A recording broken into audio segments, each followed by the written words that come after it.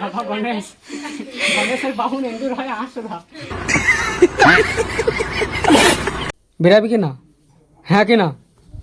কথা আমার ফোন থেকে বুঝতে পারছে না, আমার ভাষায় বলতে হবে।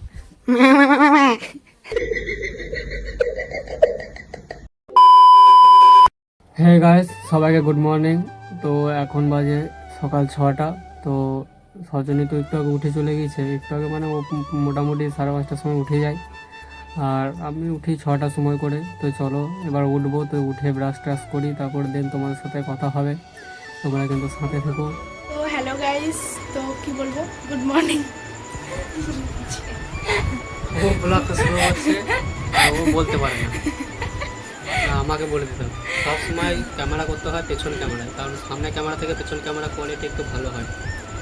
কেন? সামনে ক্যামেরা তো ভালোই আসছে। ভালো আসছে ঠিক আছে, তার থেকে ডবল ভালো হয় পেছন ক্যামেরা। ঠিক আছে, ভালোই তো লাগছে। ঠিক আছে, চলো আজকে ব্লগটা শুরু করি। তো দেখো সকাল সকাল আমার সমস্ত কাজ হয়ে গেছে, আর কি বলে মুড়ি খাওয়ার তরকারি হয়ে গেছে। এখন বাজে 7টা, 7টার মধ্যে সব কাজ কমপ্লিট, তরকারি কমপ্লিট। তো কার কার বাড়িতে এত তাড়াতাড়ি সব কাজ হয়ে যায় অবশ্যই কমেন্ট করে জানাবে। অনেকে দেখো মুড়ি খেতেও বসে গেছে। এখন আমাদের ঘড়িটা 10 মিনিট ফাস্ট আছে, তাই 15 মিনিট ফাস্ট আছে, নাহলে এখন বাজে 7টা, আর একে দেখো 7টার সময় মুড়ি খাচ্ছে।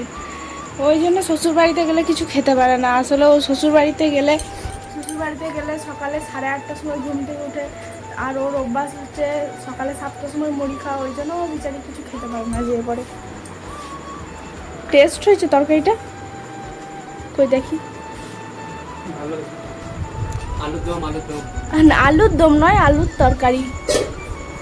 চলো বেশি কথা বলবো না, কারণ আজকে আমার অনেক কাজ আছে। আজকে আমি করব ঘর পরিষ্কার, কারণ ঘরটা অনেক নোংরা হয়ে গিয়েছে। তো ঘরে অনেক ঝুল টুল হয়েছে, আজকে পরিষ্কার করতে হবে। আর আমাদের ঠাকুর ঘরটা অনেক ঝুল হয়ে গেছে, এদিকে সব মাকড়সা টাকসা হয়ে গেছে। তো আমি এখন পরিষ্কার করব, চান করে আসি, তারপর পরিষ্কার উপরটা দেখাই, উপরটাও পরিষ্কার করতে হবে। আজকে উপরটাও খুব নোংরা হয়ে গেছে। তো উপরে দেখো চারিদিকে খালি পেঁয়াজ লাগানো আছে।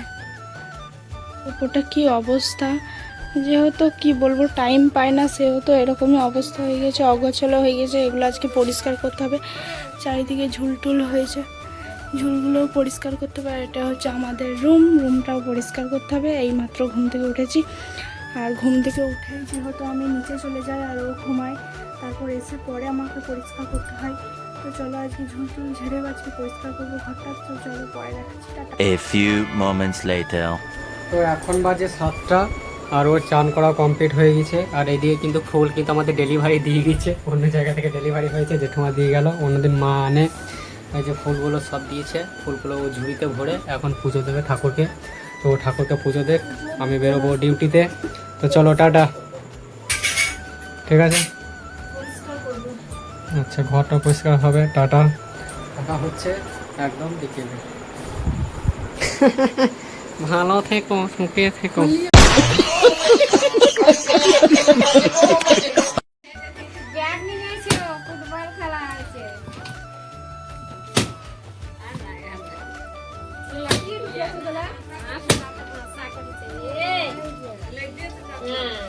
বাবা গণেশ গণেশের বাহু এন্দুর হয় আসরা।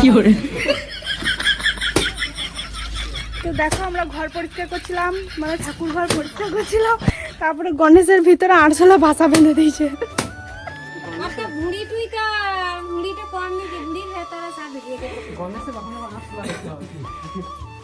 কি অবস্থা।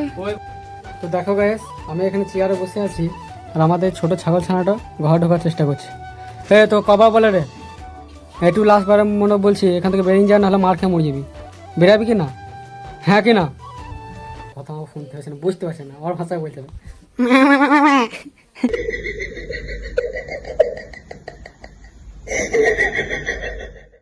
বেরাবি বেরাবি কি বেরাবি না? আর খাবার সময় আসবি না, চল হাক, চুপচাপ একদম এখন চল যা।